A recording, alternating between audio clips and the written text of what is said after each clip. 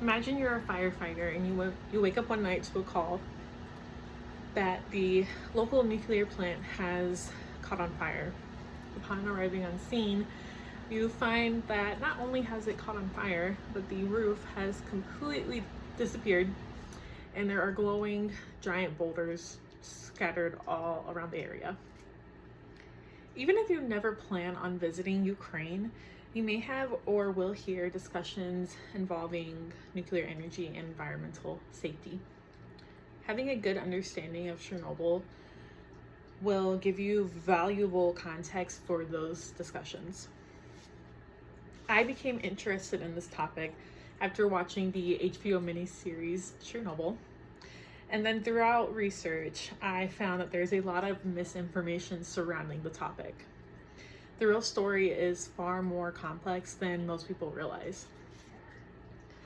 I'm going to share with you the events that led to the 1986 Chernobyl disaster and the long-term effects that continue to show through the environment and people. RBMK is a Russian acronym that means, when translated to English, high power channel reactor. According to Britannica, the RBMK already had issues with the controls. This meant that at any point the reactor could become unstable. The control rods in the core of the reactor are made from boron carbide and graphite. Boron carbide was used in the reactor on the core rods to decrease reactivity, while graphite was used to increase reactivity. On April 25th of 1986, Unit 4 was scheduled for a routine maintenance. This was to test how long reactor 4 could remain stable if there was ever an electrical outage before generators kicked on. According to the World Nuclear Association, the test was done without proper communication between the electrical and nuclear engineers, and many of the safety systems, like the emergency cooling system, was shut down. They shut that down so that way they could control it manually for this type of test. The test was done at low power, which made the reactor very unstable. The operators in that control room pulled most of the control rods out, but the protocol was to keep a minimum of the control rods in the core to remain or maintain stability. Once the rods were removed, there was a buildup of xenon inside the core. Xenon is a gas that can poison the core, and typically there is a protocol that if xenon is present, the protocol is to shut down until it dissipates. According to the International Atomic Energy Agency, also known as IAEA, the power surge triggered the explosion. But tips of the control rods were made of graphite, which increases reactivity. So when ASET 5, the emergency shutdown control, was pushed, all of the control rods were moved back into the core. So this caused the opposite of a shutdown, caused a huge reaction.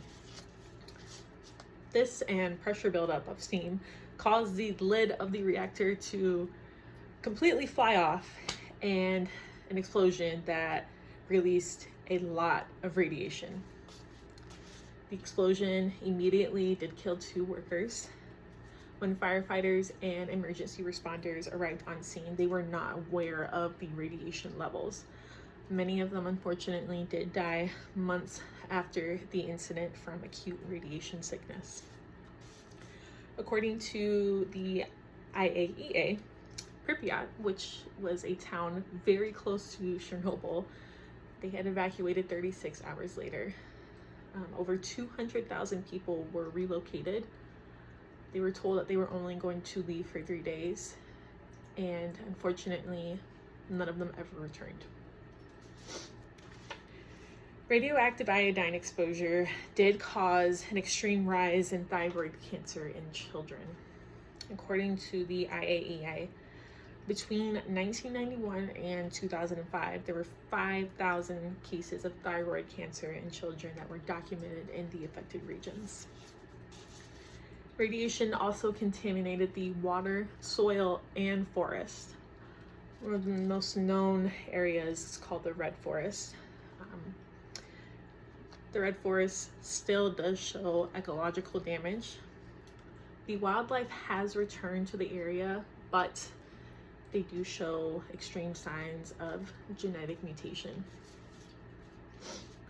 Many of the survivors suffered from trauma and chronic health conditions. The disaster has played a huge role in reshaping nuclear policies, which have led to stricter safety protocols worldwide. Chernobyl was not only a technical failure, but it was also a failure of safety culture and human judgment. The disaster continues to shape nuclear policies, environmental policies, and public health. Understanding what happened at Chernobyl helps us understand the risk and responsibilities that come with nuclear energy and why its impact still matters today.